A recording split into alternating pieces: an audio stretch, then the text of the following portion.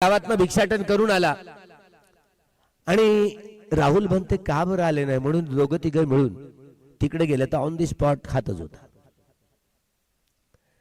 Phone केलाय, ओढत ओढत नेलं म्हणून जिथे ध्यान करत होता.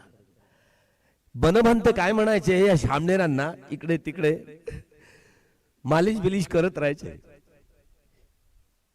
जंगली बाग खाबे ना सरक में जागे, म्हणजे जंगलातल्या वाघांनी खाल्लं तर स्वर्गात तरी जाल, पण महिला रूपी वाघींना खाल्लं तर नरकात जाल. बुद्धांचं वचन तो शामनेरांना समजवायचे. तर माझ्या चित्तात ही गोष्ट आली जसं मी ऐकलंय. वाघानं खाल्लं ना, तो काही घाबरट माणूस नव्हता, घाबरट म्हणत नव्हता, तरी मात्र त्याला वाघाने खाल्लं. आता तो आमचा मित्रच असेल ना वाघ. बेहोशीत गेला म्हणून त्यांनी त्या वाघामध्ये जन्म घेतला. आमचाच कोणी नातेवाईक असेल की नाही. बरं मलाही कित्येक वेळा भेटला, मला नाही खाल्लं, अनेकांना नाही खाल्लं, म्हणून आम्ही काय पळून जायचं? भय आहे ना. नाना भयतो वा नाना रोगतो वा नाना उपद्रवतो वा, किती आम्ही म्हणतो ना, नाना प्रकारच्या रोगातून भयातून दुःखातून मुक्त हो. मला परवा दीक्षाभूमीला गेलो आणि हलकं फुलकं वाटायला लागलं. ब्लड तपासलं तर मला टायफॉइड निघाला. हिला तर टायफॉइड निघाला, तू कुस्तीच खेळतो म्हटलं तुझ्याशी, थांब. जबरदस्त कुस्ती खेळली, आता नाही आहे काहीच. वेदना पच्चया पय्या, हे पटीच्य समुत्पादातलं कथन आहे ना. हा धर्म हिंदू नसतो, बौद्ध नसतो, जैन नसतो, शीख नसतो, यहुदी नसतो, ईसाई नसतो, मुस्लिम नसतो, ब्राह्मण नसतो, ब्राह्मणेतर नसतो. तो शुद्ध असतो, परिशुद्ध असतो, तो विशुद्ध असतो, तो सत्य असतो. आर्य सत्याचा साक्षात्कार करून हा सद्धम्म धारण करून स्वतःपन्न सकदागामी अनागामी अर्हत्व प्राप्त केला जातं.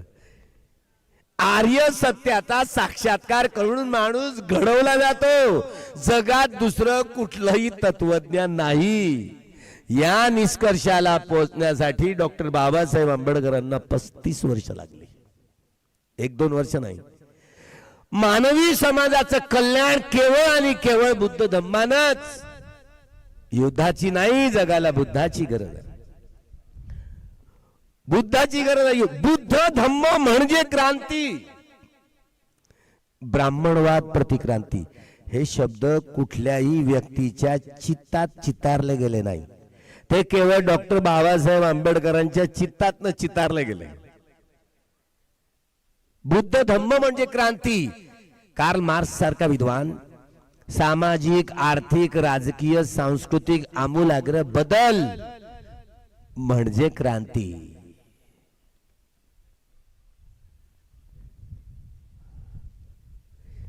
हे वैभव डॉक्टर बाबासाहेब आंबेडकर असे म्हणायचे की कार्ल मार्क्सने केलेली ही क्रांतीची व्याख्या अपूर्ण आहे, परिपूर्ण नाही. ती परिपूर्ण नाही. बुद्ध धम्म म्हणजे क्रांती. आर्य सत्याचा साक्षात्कार केल्यानंतरच माणसाचा स्वभाव बदलतो. ती व्यक्ती श्रद्धामूलक स्वभावाची बनते. ती नेहमीच व्यक्ती वीतरागी, वीतद्वेषी, वीतमोही होऊन कर्म करेल. आपलीही हानी होणार नाही, इतरांची हानी होणार नाही, आपलाही लाभ होईल आणि इतरांचाही लाभ होईल अशीच कर्म करेल. पाप कर्म त्या व्यक्तीला शिवू शकणार नाही. आणि तुम्ही आम्ही असो की तुम्ही असो, नमो तसं आणि जसं मनात येईल तसं करत राहतो. म्हणून या सगळ्या गडबडी होतात. आपल्याला वाटते हो मी वाचू दे 21,000 धम्मस्कंद विनय पिटकातले, 21,000 सुत्त पिटकातले, 42,000 हे अभिधम्म पिटकातले. त्या त्रिपिटकाच्या घरामध्ये गेलो, गृहामध्ये बाहेर पडावं असं नाही वाटत हो. एक सद्दनीती असो, मोगलान असो, कच्च्यान व्याकरण नेऊन त्याचे अक्षर काना विलांती मात्र ह्या सगळ्या आपण स्वतः हे जाणताना धम्म पटिसंबिद्धा, अत्त पटिसंबिद्धा, निवृत्ती पटिसंबिद्धा, पटिभान पटिसंबिद्धा या सगळ्या प्रक्रियेतनं आपल्याला जायला हवं. त्यामुळे ही परिपूर्णता आपल्याला प्राप्त करता येणं शक्य होतं, त्याशिवाय नाही. भगवंताचा धम्म अतुलनीय आहे, तुलना करता येत नाही. बुद्ध धातू, हे चक्षु धातू, विज्ञान जुळलं, चक्षु विज्ञान धातू, रूप धातू, सोत धातू, सोत विज्ञान धातू, सद्द धातू, घ्राण धातू, घ्राण विज्ञान धातू, गंध धातू, जिव्हा धातू, जिव्हा विज्ञान धातू, रस धातू, काय धातू, काय विज्ञान धातू, फोटब्ब धातू, मनो धातू, मनोविज्ञान धातू, धम्म धातू, पात धम्म धातू. हे शरीर धर्म, हा रूप धर्म, हा चित्त धर्म, हे उत्पन्न होऊन नाश पावणारे आहेत. हे अग्नी, वायू, जल वा पृथ्वी धातू कुठल्या ना कुठल्या धातूंची प्रधानता घेऊन वेदना उत्पन्न ही, हे शरीर रूप धातू आहे ना, अग्नी, वायू, जल आणि पृथ्वी धातूंनी बनलेलं. आकाश धातूला भगवंतांनी महत्व दिलेलं नाही. 2 अठ्ठकलापातील प्रपंच. परवा तुम्हाला माहिती नसेल, या वर्षीचं 2025 नोबेल पारितोषिक वैज्ञानिकाला, त्याला भिंतीतून आरपार जाता येतं, पहाडातनं आरपार जाता येतं, ही थिअरी त्यांनी प्रसवली. 2500 वर्षापूर्वी महामोगल्लान छप्पर फाडून गेला होता. ऐकताय की नाही? एवढ्याच्या कळीतून छिद्रातनं बाहेर निघून गेलाय, भिंत तोडून गेलाय. आता तुम्हाला विश्वास होईल का, ज्याला नोबेल पारितोषिक मिळालंय 2025? ही सर्वसाधारण गोष्ट नाही. हे भौतिक जग, फिजिक्स, ज्यामुळे अजूनही आपण या वैज्ञानिकांच्या दृष्टिकोनातून या प्रकृतीचं अंतिम सत्य म्हणजे परमाणु असं मानतात. आणि परमाणु हा अणुचा 36वा भाग आहे, अंतिम सत्य होऊ शकत नाही. अठ्ठकला भगवंताच्या या संबोधित ज्ञानाच्या दृष्टीच्या आकलनातनं हे अग्निवायू, जल आणि पृथ्वी धातू आणि चांदी 4 गुण या 8ही कलापांनी मिळून बनलेला सूक्ष्माती सूक्ष्म अतिसूक्ष्म कण, याचं नाव अठ्ठकलाप दिलेलं आहे. अठ्ठकलाप या प्रकृतीचं हे अंतिम सत्य आहे, हे लोकीय सत्य आहे. हे लोकीय सत्य आहे, बदलणार. आणि चित्तही ना, हे चित्त कामावचर 54, रूपावचर 15, अरूपावचर 12, लोकोत्तर 8. हे कामावचर, रूपावचर, अरूपावचर हे उत्पन्न होऊन नाश पावणार आहे. पण हे शोतापन्न, सकलागामी, अनागामी वा अरत जे उत्पन्न होत नाही आणि नाशही पावत नाही ना, त्याला नित्य धातू म्हणतो. हे नित्य म्हणून त्याला सत्य म्हणतो. आर्य सत्याचा साक्षात्कार करून या नित्य जे उत्पन्न होत नाही आणि नसतही होत नाही त्या धातूचा अनुभव करणं ही निर्वाण धातू बुद्धांची धम्मता, बुद्धांचा स्वभाव, त्यांची बुद्धांचा स्वभाव कसा होता. हे भूत, वर्तमान, भविष्य या तीनही कालखंडातली सगळ्याच गोष्टींची परिपूर्ण जाणकारी. असा एकही विषय नाही की ज्या विषयाची जाणकारी त्यांना नसेल. परिपूर्ण परिशुद्धं. सद्धम्म हा भगवंताचा परिपूर्ण आणि परिशुद्ध आहे. त्यामुळे हे वैभव, पहिल्या वर्षावासातलं हे ज्ञान संपादन बघा ना, धम्मचक्र प्रवर्तन केलंय. पंचवर्गीय भिक्षू 6वा यश आला. एही भिक्खवे म्हणून काय तुम्ही शिवर शिवले होते त्यांना. यशचे जेवढे नातेवाईक आले या पहिल्याच वर्षावासामध्ये 60 भिक्षू अनंत झाले. दिव्य चक्षु, दिव्य शोध, परिचित ज्ञानी, पुब्बे निवासानुसती ज्ञान, इद्दीपात आणि कामाश्रव, भवाश्रव, धृष्टाश्रव आणि अविद्याश्रव आश्रमांचा सारा क्षय झालेला आहे. 6ही प्रकारच्या अभिज्ञामध्ये त्यांनी परिपूर्णता गाठलेली आहे. एवढी सबल हे भिक्षू आहेत. एक भिक्षू एकटा जातोय. चरत भिक्खवे चारिकं बहुजन हिताय बहुजन सुखाय लोक अनुकंपा आजी कल्याण, मध्य कल्याण, अंत कल्याण. क्रमशः बोधी ज्ञान धारण करताना हे क्रमशः पटवून सांगण्यामध्ये एवढी हातोटी होती. वेगळ्या समोरची आलेली व्यक्ती कोणत्या स्वभावाची आहे त्या स्वभावाला ओळखून तशी ते समदभावनेचे कम्मठठाणात त्याचा अभ्यास करून घेत, विपश्यना या कम्मठठाणाचा अभ्यास करून त्यांना तशी प्रॅक्टिस करून कल्याण मित्रांची भूमिका वठवून एवढी परिपूर्णता. म्हणून या 60 भिक्षूंना हा उपदेश भगवंतांनी केलेला. 46 वर्षावाद भगवंतांनी केले. 46 श्रावस्तीत मात्र 25 केले.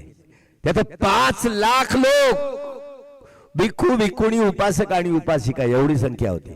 तुमच्यासारखे पांढरे कपडेवाले 1,49,000 अनागामी फळापर्यंत पोहोचले होते. हे केवढं मोठं वैभव होत. आणि 69 वर्ष झाली. अरे अरे कठीण काम आहे की नाही? लय कठीण काम आहे.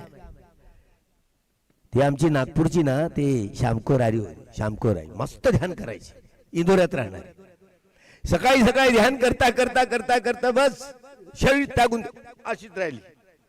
नातू आला, ए आजीमा, ए आजीमा उठ उठ. अरे मेल्यावर आता काय ती उठणार आहे? पाहताय घरचे, अरे चलो चलो भंते जी को बोलाओ बोलाओ. आमचे सुरई ससाई महाराज आले. हवा सुरई ससाई महाराज आले. मैंने बार बार कहा बाबा साहब ने विपश्यना को मना कर दिया था. ये रामगौर माता जी विपश्यना करते करते मर गया. आप भी विपश्यना करोगे, आप भी ऐसे ही मरोगे. बोंबला. काय कराल? काय करणार आहात तुम्ही? त्यांना त्यांच्या पुस्तकात दाखवून दिलं. तुम्ही 14 वर्ष थायलंड मध्ये राहिलात, तुम्हाला विपश्यना आचार्य ही पदवी मिळाली. वो पुरानी बात है. तुमच्या गृहस्थांच्या सुरात सूर मिळवून बाबासाहेबने विपश्यना का विरोध किया. आता काय बोंबला? काय कराल? होश नाहीये. 5 शील स्वतः ग्रहण करतात. 5 शील ज्यांनी ग्रहण केलं भिक्षू जीवन संपलं ना. होश नाहीये. एवढं बेहोशीतलं जगणं त्यांच्यावर टीका म्हणूनही नाही.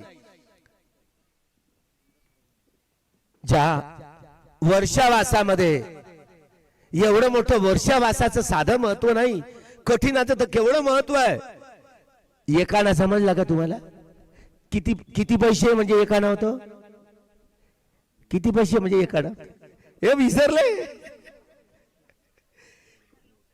16 आणे ऐकले का? 16 आणे म्हणजे समजलं? गेले कामात. 16 आणे म्हणजे 1 रुपया होते. उदाहरण दिलं ना. म्हणजे एकीकडे पृथ्वीवरचं या कठीण दानाचं महत्व, पृथ्वीवरचं जेवढं दान देण्यायोग्य आहे. काय दान देणं भिक्षूंना? त्यांना विहार बांधून दान करणं, त्यांना ध्यान करण्यासाठी शून्यागार बांधून दान करणं, त्यांना 7 बाय 12च्या कुटे बांधून दान करणं, हे संघाटी, उत्तरासंग, कमरबंद, अंतर्वासक, भिक्षापात्र, पाणी पिण्याचा प्याला, पाणी घालण्याचं वस्त्र, फोफी, वस्त्रा, सुई धागा, या 8 वस्तू ज्याला अष्टपरिष्कार म्हणतात. औषध, अन्न, वस्त्र, निवारा आणि औषध या 4ही निश्रयांची परिपूर्ती करणाऱ्या जेवढ्या जेवढ्या पृथ्वीवरच्या या दान देणाऱ्या ज्या गोष्टी असतील तेवढंही एका बाजूला. आणि कठीण चिवर दानामध्ये सहभागी केवळ होणार. एकही तुलनाच नाही. अंतिम जमीन आसमानची फरक एवढं. म्हणजे 1 पैसाही नाहीये. हे एवढं मोठं पृथ्वीवरचं दिलेलं भिक्षू संघाला दान 1 पैशातही जमा होत नाही. काहीच नाही, नथिंग. तर कठीण दानाला एवढं 16 आणे महत्व दिलं गेलं. ज्यामुळं 35 कल्प लोक दुर्गतीच्या बाहेर पडले. 35 कल्प. हा केवढं कठीणच असतं की नाही? कठीण दान. भगवंताची आई महाप्रजापती गौतमी मोठ्या परिश्रमाने 1200 1250 भिक्षू आहेत, मोठे मोठे भिक्षू आहेत. महाप्रजापती गौतमीनं भगवंतासाठी चिवर केलंय. म्हणते भगवान आपल्यासाठी मोठ्या मेहनतीनं मी ही चिवर आपल्यासाठी तयार केलेलं आहे, आपण याचा स्वीकार करावा. भगवंत ओळखतात माझा मुलगा बुद्ध झाला असेल पण माझ्यासाठी तयार केलंय. हे वा किती आसक्तियुक्त चित्त आहे. भगवंतांनी ओळखलं माते तुझं आसक्तियुक्त चित्त आहे, तू माझ्यासाठी तयार केलंय चिवर. तू संघाला दान दे ना, तू संघाला दान दे, त्या संघात मी पण आहे ना. अरे हे कुठं समजेल. पण तिच्या चेहऱ्यावरच्या निराशेच्या छटा गेलेल्या नाही.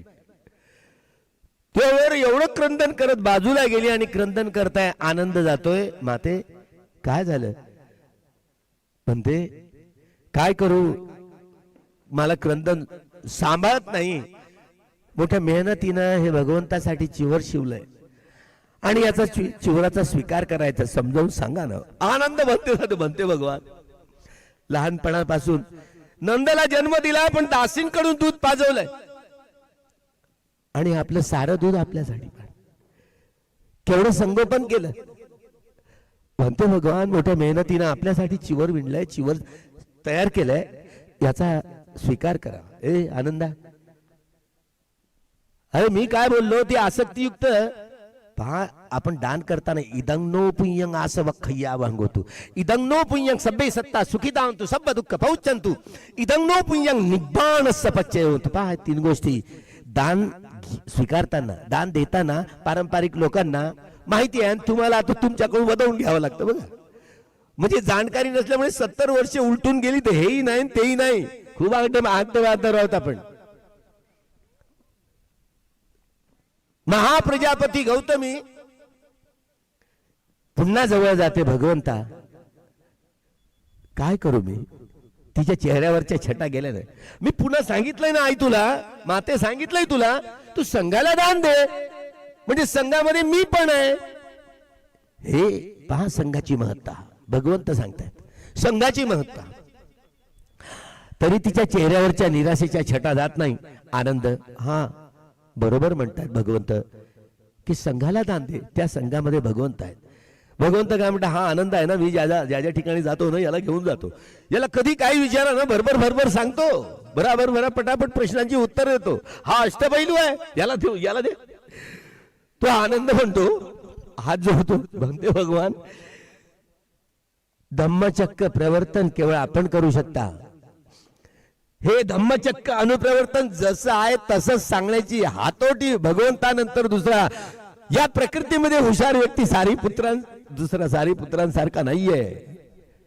सारीपुत्र धम्मचक्र अनुप्रवर्तन करू शकतात, त्यांची हातोटी कुणाकडेच नाहीये. बनते भगवान सारीपुत्र, तर ती सारीपुत्राकडे जाते. सारीपुत्राकडे गेल्यानंतर सारीपुत्र वर्णन छंद इद्दीपाद, वीर्य इद्दीपाद, चित्त इद्दीपाद, विमंसा इद्दीपाद. या इद्दीपादामध्ये आमच्या संघात भगवंतानंतर दुसरा नाहीच. मोगलान व्याकरण म्हणतो ना आपण. सीताभिन धम्म कथन करण्यामध्ये मोगलांची एवढी हातोटी. भगवंतानंतर अशी हातोटीनं समजावून वीर्यात इद्दीपादाच्या बलानं समजावून सांगणारा दुसरा याच्या बुद्धानंतर हाच आहे. याला चिवर दे. ती मोगलांकडे जाते. ते महाकश्यपाकडे बोट दाखवतात मोगलाय. महाकश्यप बस 7 लक्षणं दिसतात ना, दुरून बसले नाही, हे आहेत की ते आहेत ओळखायला येत नाहीत. हे मोठं वैभव आहे की या चमकणारा चिवर.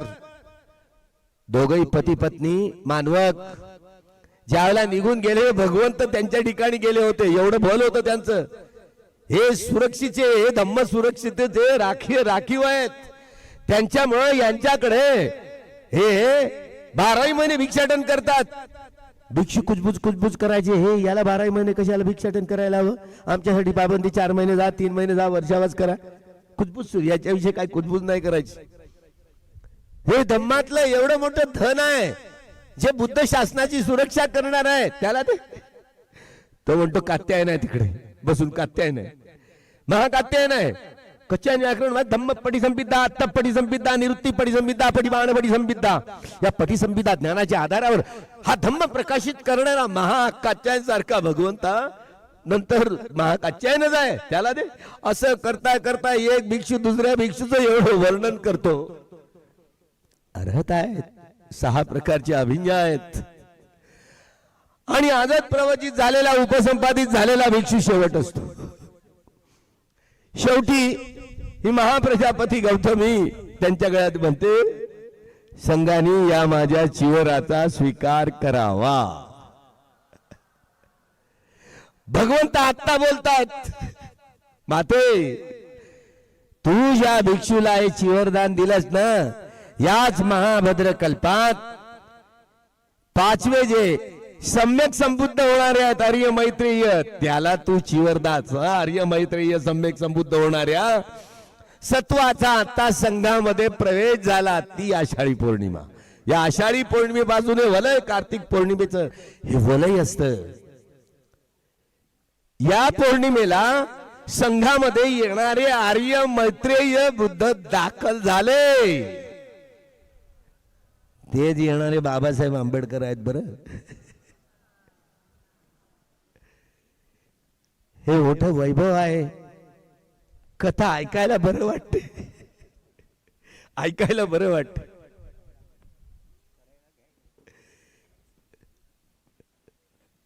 असिते पीते खाईते साईते संप जानकारी होती. धम्म चक्क पवत्तन सुद्धा जेव्हा सुरू होता ना वरच्या आवाज 8 अंगांनी युक्त असणारा मार्ग आहे समजावून सांगतात. सम्मा दिट्ठी तर सम्मा समाधी पर्यंत. आमच्या अंगात येतो भूत, तुमच्याही येतो ना. नेहमी ही चेतना नव्हती. पहा, मी ज्यावेळेला साधूकार, मला साधू आता 10 वर्षानंतर मला मीच माझ्यावर हसायला लागलो. विचार करा, तुम्हाला तरी काय म्हणण्यात येत आहे? मी खातो वांगेन, तुम्हाला सांगतो बत्य. जमेल का असं? जेव्हा अनित्य बोध करत करत साधूकार दिला ना, तुम्ही देऊन पहा. मी पहिल्यांदा ज्या दिवशी मला 10 वर्ष पूर्ण झाली आणि दिवसभर रात्रभर झोपलोच नाही,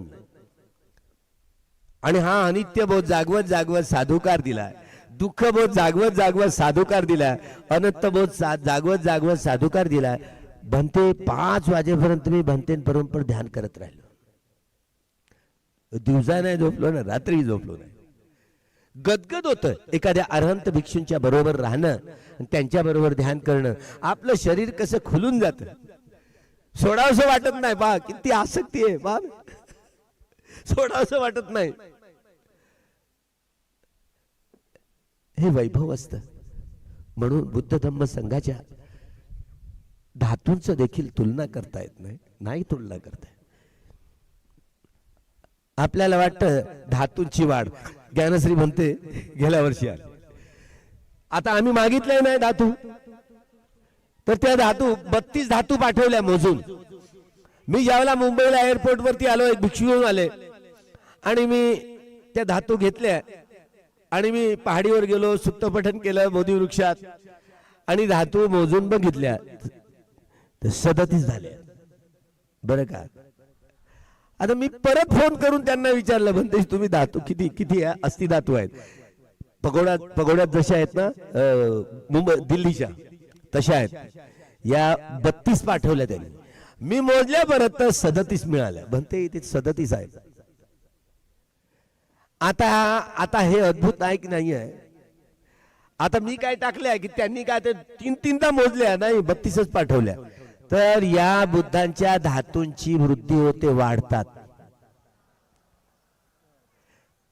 कोणाची तुलना करताय तुम्ही? कोणतं मोजमाप घेताय?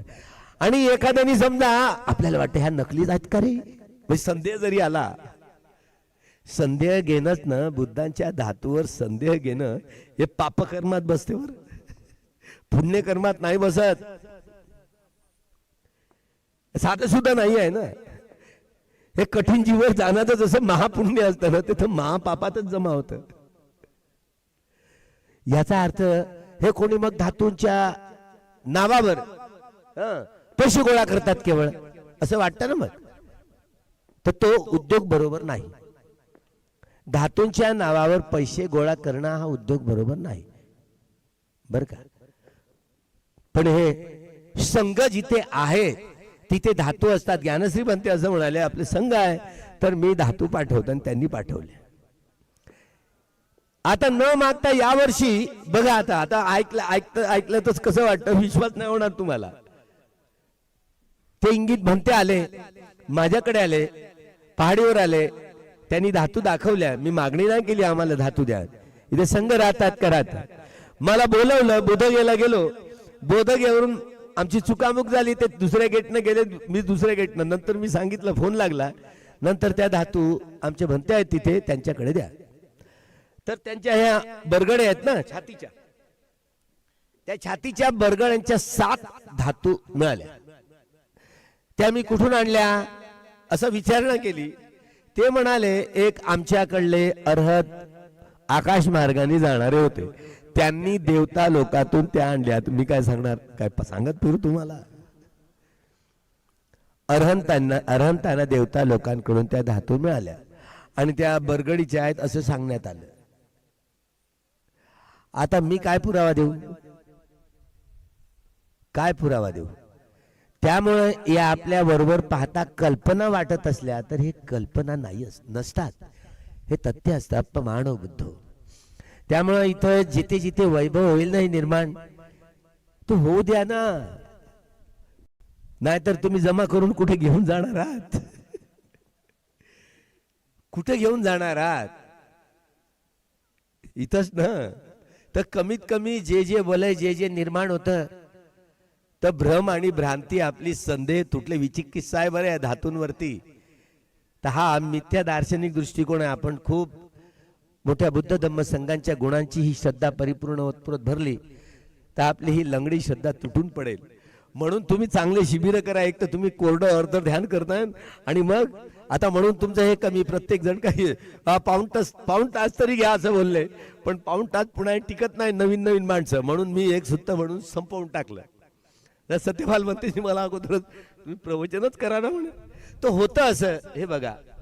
त्यामुळं हे समर्श या संपूर्ण शरीराचा, हे या संपूर्ण चित्ताचे तुकडे तुकडे करून पाहण्याची सगळी प्रक्रिया, हे समर्श ज्ञान, उदय ज्ञान, भंग ज्ञान, भय ज्ञान, आदिनव ज्ञान, निबिदा ज्ञान, मुचित काम्यता ज्ञान, जसं फडिसंका ज्ञान, संखारोपेक ज्ञान, या अनुलोम ज्ञान, या ज्ञानाची महत्ता पुढे समजावून सांगणार आहे. तेव्हा याच ठिकाणी संगदानात